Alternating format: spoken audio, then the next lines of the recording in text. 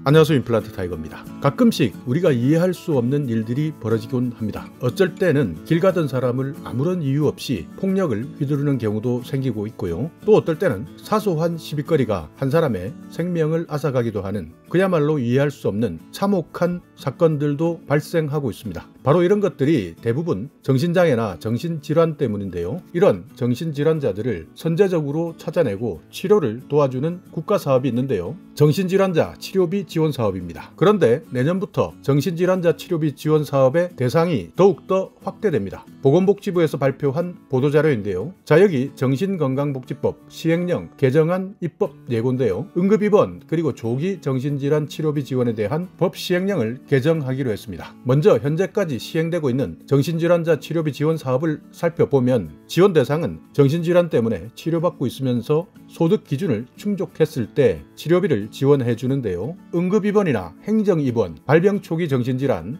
외래치료 지원 이렇게 지원받을 수 있는데 소득 기준은 국민기초생활수급자나 차상위 계층은 모두 지원을 해드리고 응급입원, 행정입원은 건강보험가입자의 소득과 무관하게 지원을 받는데 발병 초기 정신질환, 외래치료 지원은 건강보험가입자 중에서 중위소득 80% 이하에 해당되셔야 지원받을 수 있습니다. 지원 금액은 한 사람당 연간 450만 원 한도 내에서 지원해드리고 있는데요. 신청은 치료비가 발생한 날로부터 180일 이내에 신청하시면 됩니다. 자, 여기 지원 종류를 살펴보면 응급입원은 의사 그리고 경찰관의 동의를 받아서 3일 동안 입원을 하는 경우 응급입원에 해당이 되고 행정입원은 지방자치단체장이 진단하고 치료를 지정해서 정신의료기관에 의뢰해서 입원시키는 경우입니다. 발병 초기 정신질환은 최초 진단을 받은 후 5년 이내 치료를 받는 경우를 발병 초기 정신질환 이렇게 부르는데요. 이 내용이 이번에 발병 초기뿐만 아니라 치료를 받은 지 5년 이내인 환자까지 더욱더 확대할 수 있도록 법을 개정하게 된 것입니다. 외래치료 지원은 정신건강심사위원회를 통해서 외래치료 행정명령을 받은 경우입니다. 그러니까 발병 초기 정신질환은 최초 진단을 받은 후 5년 이내인 환자, 여기에 더해서 최초 진단뿐만 아니라 치료를 받은 지 5년 이내인 환자도 함께 포함이 된다. 여기에는 조현병, 분열형 및 망상성 장애, 조병 에피소드, 양극성 정동장애, 재발성 우울장애,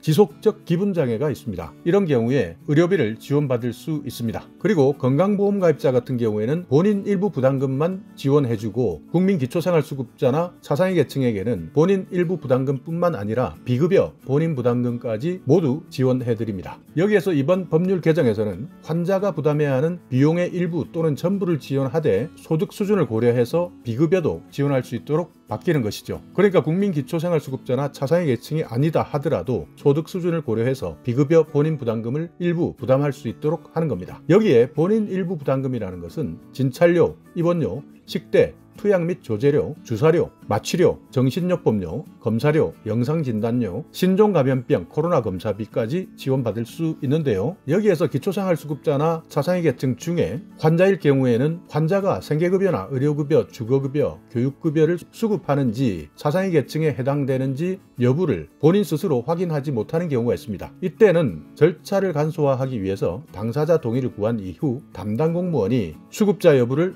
확인할 수 있도록 개정되는 것입니다. 그 외 신청 방법과 제출 서류에 대해서는 화면을 참고해 주시기 바랍니다. 자, 오늘 이렇게 정신질환자 치료비 지원 사업 앞으로 대상이 더욱더 확대된다. 그리고 지원받을 수 있는 비급여 본인 부담금도 대상이 확대된다는 내용 알아봤는데요. 이렇게 정신질환을 늦게 발견하게 되면 사회적으로 커다란 무리를 일으킬 수 있고 아무런 이유 없이 소중한 생명까지 뺏기는 일들이 발생하는데요. 이렇게 조기 치료비 지원 대상을 확대해서 정신질환자도 빨리 회복되고 사회에서도 멀쩡한 대낮에 끔찍한 사건들이 더 이상 발생하지 않았으면 좋겠습니다. 자, 오늘 영상 여러분께 조금이나마 유익한 정보가 있었다면요. 오늘도 구독 그리고 좋아요 부탁드리겠습니다.